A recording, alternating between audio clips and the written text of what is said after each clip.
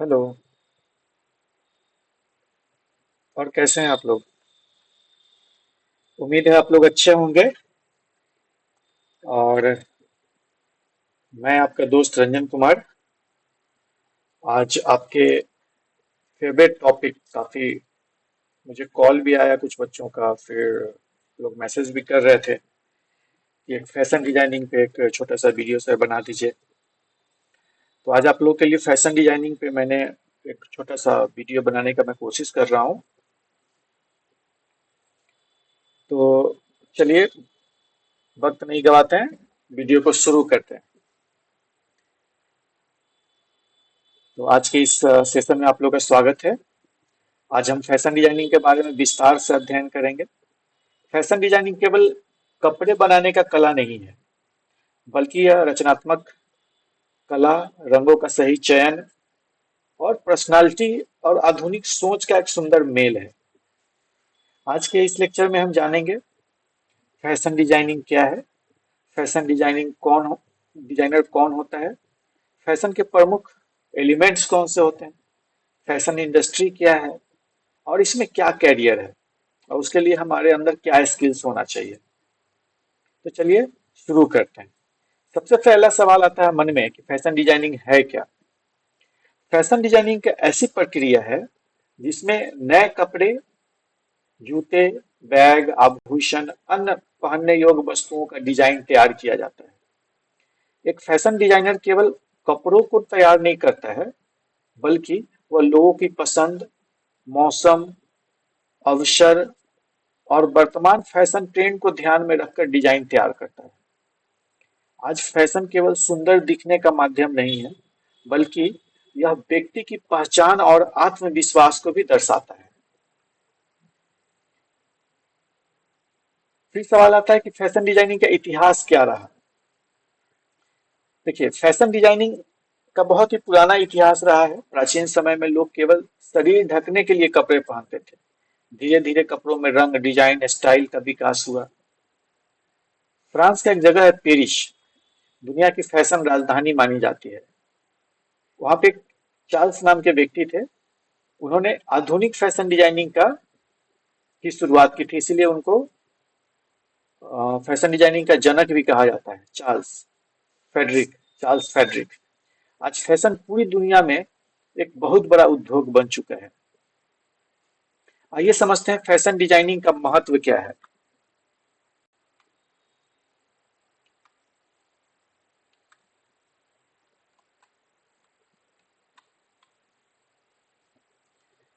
ठीक है, आइए समझते हैं फैशन डिजाइनिंग का महत्व क्या है। देखिए, इसका सफर 19वीं शताब्दी से शुरू हुआ था। ठीक है, उसके बाद 1920 से 50 तक रेडी टू बियर इंडस्ट्री आ गया था मार्केट में। 1960 और से 80 के बीच में यूथ कल्चर, पंक और डिजाइनर जीन्स जैसे ट्रेंड्स ने फैशन को बदला। और आज जो है सस्टेनेबल फैशन, फास्ट फैशन और डिजिटल एआई पावर्ड डिजाइन का दौर चल रहा है ना। अब इसमें समझने वाली बात क्या है कि इसको लोग इतना महत्व क्यों देते हैं।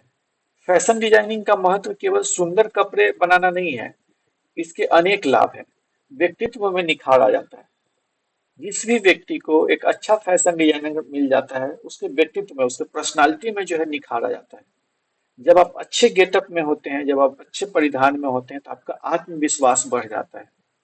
रोजगार के अवसर मिलते हैं। ठीक है, रोजगार के अवसर मिलते हैं। वस्त्र उद्योग को बढ़ावा मिलता है। देश की अर्थव्यवस्था को मजबूती मिलती है। आज लाखों लोग फैशन इंडस्ट्री में कार्य कर रहे हैं। अब हम लोग को देखना पड़ेगा कि फैशन के कितने प्रकार होते हैं, है ना। फैशन कई प्रकार के हो सकते हैं। जैसे एक तो होता है कैजुअल वियर, एक होता है फॉर्मल वियर, फिर एक होता है पार्टी वियर, फिर होता है स्पोर्ट्स वियर होते हैं, है ना। फिर ट्रेडिशनल वियर होता है, इथिकल वियर होता है, ब्राइडल वियर होता है, डिजाइनर वियर होता है। मतलब जैसी आपकी जरूरत, जैसे समय हो, जैसा आपका अ, वक्त डिमांड कर रहा हो, आप कहाँ पे हैं, आप स्कूल कॉलेज में हैं तो अलग फैशन हो जाएगा, घर में है तो अलग फैशन हो जाएगा। आप ऑफिस जा रहे हैं तो उसके लिए आपका वियर अलग हो जाएगा। तो इन सब चीजों को सोचने वाला, इन सब चीजों का पैटर्न बनाने वाला, ये क्या हो जाता है, फैशन डिजाइनर हो जाते हैं। और ये अभी मार्केट में यही फैशन का इतने सारे चीजों में हम लोग बदलते हैं उसको, ठीक है ना। जैसे कैजुअल वियर क्या है, कैजुअल वियर हम लोग जब नॉर्मली, जब ऐसे ही हम लोग कहीं जा रहे हैं तो उस समय हम लोग कैजुअल वियर पहन के रहते हैं। फॉर्मल वियर क्या क्यों पहनते हैं, ऑफिस जाना हो, पार्टी वियर पार्टी के लिए है, स्पोर्ट्स वियर स्पोर्ट्स के लिए है।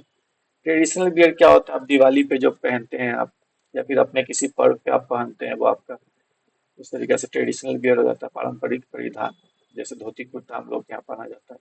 हाँ?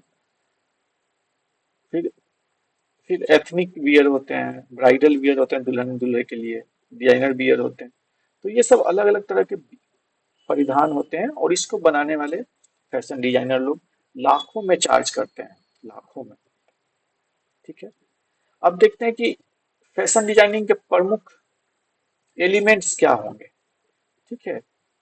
देखिए, सबसे पहले लाइन, है ना, लाइन, ये सबसे मेन होता है। किसी भी डिजाइन को आकर्षक बनाने के लिए 5 मुख्य तत्वों का प्रयोग किया जाता है। क्या क्या होता है भाई, तो लाइन सबसे पहला, रेखा जो खींचते हैं, लाइनिंग बहुत जरूरी है। दूसरा आकार, शेप, ठीक है। तीसरा है कि हम कैसा रंग चुन रहे हैं, ठीक है। फिर बनावट, टेक्सचर, फैब्रिक का एहसास और सतह, उसको चेक करते हैं लोग। और लास्ट में आता है पैटर्न, किस पैटर्न में हम बनाएंगे, है ना, किस पैटर्न में बनाएंगे। ये पांचों चीज जिसको समझ में आ गया, जिस डिजाइनर को इतना चीज समझ में आ गया, ठीक है ना, क्या लाइन लेना है, क्या शेप में रखना है, कौन सा रंग यूज करना है, कौन सा टेक्सचर होगा, कौन सा पैटर्न होगा, तो हम उसको बेहतर डिजाइनर मानेंगे। ठीक है। अब सवाल आता है कि डिजाइन के सिद्धांत क्या होते हैं, है ना, डिजाइन के सिद्धांत क्या होते हैं।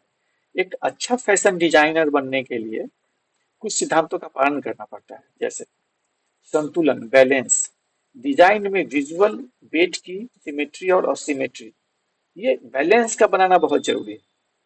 अनुपात, दूसरा होता है प्रोपोर्शन, गारमेंट के अलग अलग हिस्सों का आपस में सही रेशियो बनाना। अब ऐसा नहीं है कि हम शर्ट बहुत अच्छा बना दिया और पैंट 2 इंच छोटा कर रहे हैं, तो वो अनुपात सही नहीं हुआ, वो प्रोपोर्शन सही नहीं हुआ, है ना। तीसरा है रिदम, लय, है ना, रिपीटिशन से आंखों को गाइड करना, है ना, रिदम इसको बोलते हैं, लय। फिर है एम्फासिस, है ना, जिसको नहीं बोलते जोर लगाना, नहीं होता, एक फोकल पॉइंट जो ध्यान खींचे, कुछ ऐसा जरूर हो आपके ड्रेस में जो लोगों का ध्यान आपके तरफ आकर्षित कर ले, है ना। लास्ट में है हार्मोनी, सामंजस्य बोलते हैं। सभी एथलीट का एक साथ सुंदर दिखना है। मतलब जब किसी क्रिकेट टीम के लिए आप बनाते हैं, आप तो देखिए उसको कैसे कैसा डिजाइन होता है कि जब सब लोग साथ में भी हो तो बुरा नहीं लगे, वो बैंड वाला नहीं लगे वो, है ना। यहाँ तक कि बैंड वाले का भी डिजाइन आजकल डिजाइनर लोग बनाते हैं, बड़े बड़े बैंड्स के लिए। ठीक है। तो ये 5 चीज, संतुलन का ध्यान रखना पड़ता है, अनुपात का ध्यान रखना पड़ता है, एम्फेसिस का ध्यान रखना पड़ता है, लय का ध्यान रखना पड़ता है, सामंजस्य का ध्यान रखना पड़ता है, ये बहुत जरूरी है। ठीक है। अब देखते हैं कि डिजाइन प्रोसेस क्या होता है, डिजाइन का प्रोसेस क्या होता है।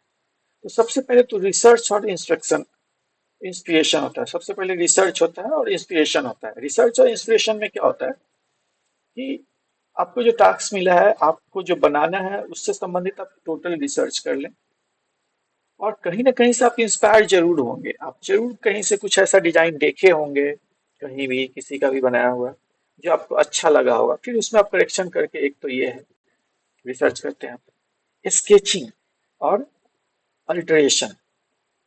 स्केचिंग देखिए, पहले कोई भी कपड़ा जब बन के तैयार होता है ना, उससे पहले वो माइंड में, डिजाइनर के माइंड में वो डिजाइन होता है, फिर वो उसको पेज पे डिजाइन करता है, स्केचिंग करता है। ठीक है। तब जाके वो उसका अल्ट्रेशन होता है ना। उसके बाद जब ये दोनों चीज हो जाता है तो फैब्रिक का सिलेक्शन। फैब्रिक मतलब क्या, कपड़े की क्वालिटी का सिलेक्शन, फिर पैटर्न का सिलेक्शन, फिर हम लोग सैम्पलिंग करते हैं, फिटिंग चेक करते हैं, तब जाके वो फाइनल प्रोडक्शन में जाता है।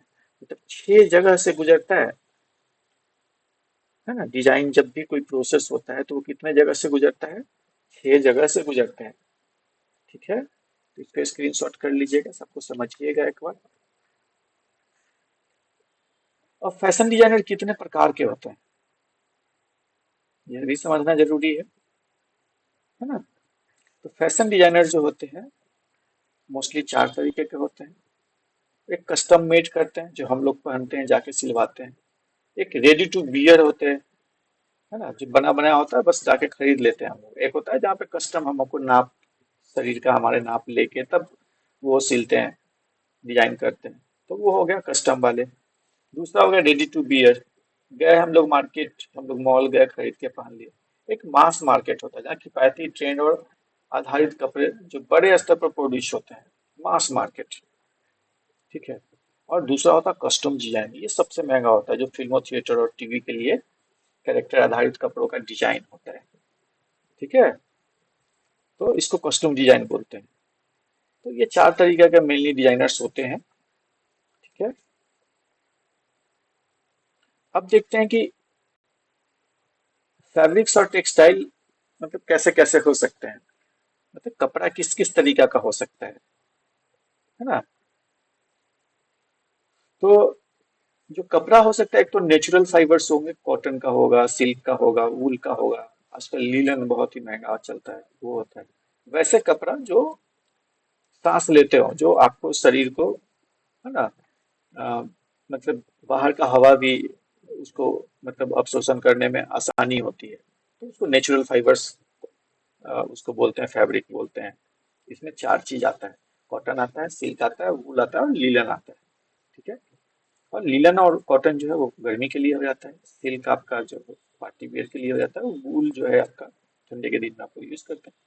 उसके बाद सिंथेटिक फाइबर्स होते हैं, है ना। इसमें पॉलिस्टर हो गया, नायलॉन हो गया, स्पैनडेक्स हो गया। ये टिकाऊ तो होते हैं, स्ट्रेचेबल भी होते हैं। ये कौन यूज करते हैं, ये लोग जो हमारे खिलाड़ी लोग हैं, जो हमारे एथलीट लोग हैं, वो सिंथेटिक फाइबर्स का यूज करते हैं। एक होता है फैब्रिक बेट और ड्रेप, है ना, सख्त, मुलायम या बहने वाला। ठीक है, यह गारमेंट के डिजाइन को तय करता है कैसा होगा, है ना। एक होता है सस्टेनेबल टेक्सटाइल्स, ये ऑर्गेनिक कॉटन होता है ना, रिसाइकल्ड होते हैं और इको फ्रेंडली फैशन का भविष्य है। अभी जो सस्टेनेबल टेक्सटाइल जैसे आप देखते होंगे, जैसे नेचुरल फाइबर में कॉटन आ गया, लेकिन अभी कॉटन का अभी रूप आप देखते होंगे जब दुकान में जाते होंगे, तो आजकल कौन सा कॉटन आ रहा है, आजकल कुछ नया कॉटन आ रहा है, ट्रियो, इस तरीका से। तो उसके मतलब वो दिखने में लगता है कॉटन है, बट वो होता नहीं है। आजकल जो रियोन आप लोग देखते हैं वो क्या है, कॉटन की तरह मुलायम है, बट वो कॉटन ओरिजिनल कॉटन नहीं है, उसको रिसाइकल किया गया है। ठीक है, तो फैब्रिक्स का पहचान करना बहुत जरूरी होता है इस फील्ड में। जब आप फैशन डिजाइनर बनते हैं तो फैब्रिक्स को समझ गए, कलर्स को समझ गए, आप लाइनेस को समझ गए, तो आप अच्छे डिजाइनर बनते हैं। ठीक है, अब देखते हैं कि एक फैशन डिजाइनर के पास क्या क्या टूल्स होना चाहिए। तो सबसे पहले तो उसके पास एक पेंसिल होना चाहिए और स्केच बुक होना चाहिए, मतलब स्केचिंग करे वो पहले कागज पे।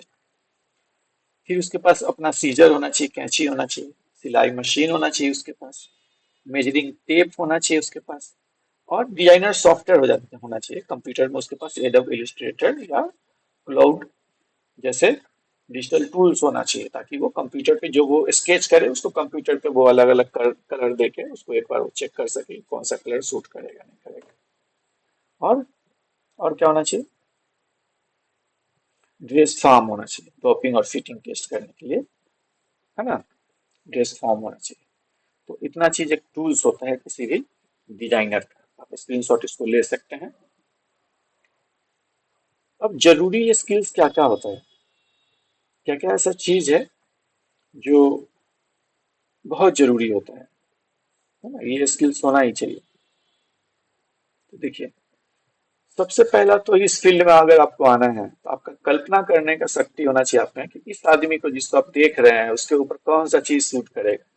लंबा है, नाटा है, मध्यम वर्गीय, मध्यम साइज का है, तो उस पर कौन सा चीज को सूट करेगा, है ना। प्लस आपको क्रिएटिव होना पड़ेगा। पहला पहला चीज ये डिमांड है। दूसरा, स्केचिंग का आपको अच्छा नॉलेज है। सिलाई और पैटर्न मेकिंग का आपको नॉलेज है ना। फैब्रिक की जानकारी हो, उस समय से मैं समझा रहा हूँ उस चीज को, है ना। ट्रेंड अवेयरनेस हो, अभी क्या ट्रेंड चल रहा है इसकी जानकारी होनी ही चाहिए आपको। नहीं तो पता चले कि आप 2026 में आप 1982 वाला चीज आप पहना रहे हैं लोगों को, तो फिर आपका वो माल पड़ा का पड़ा रह जाएगा, है ना। और कम्युनिकेशन और बिजनेस सेंस होना चाहिए, मतलब आपको बातचीत करने आनी चाहिए और आपका बिजनेस सेंस अच्छा होना चाहिए। ठीक है, इतना चीज जरूरत होता है। आप बोलेंगे भाई फैशन डिजाइनर को बिजनेस सेंस की क्या जरूरत है। अभी देखिए, आप लोगों से अच्छे से बात नहीं करेंगे, आपके पास बड़े बड़े क्लाइंट है, कोई हीरो आ सकता है, हीरोइन आ सकती है, तो कम्युनिकेशन स्किल तो आपका बेस्ट होना ही चाहिए। प्लस बिजनेस सेंस भी होना चाहिए, नहीं तो आप कमाएंगे कैसे। ठीक है। इसमें क्या क्या कैरियर पाथ्स है, क्या क्या रास्ता है इसमें फैशन डिजाइनिंग में आगे बढ़ने का, वो देखिए। आप तो सबसे पहले तो फैशन डिजाइनर बन सकते हैं, सबसे बड़ा चीज, सबसे बड़ा पोस्ट, है ना। वो उसमें कहीं आप चूक गए तो आप टेक्सटाइल डिजाइनर बन सकते हैं, मतलब आपको फैब्रिक सब पहचानने आ गया तो आप टेक्सटाइल डिजाइनर बन सकते हैं।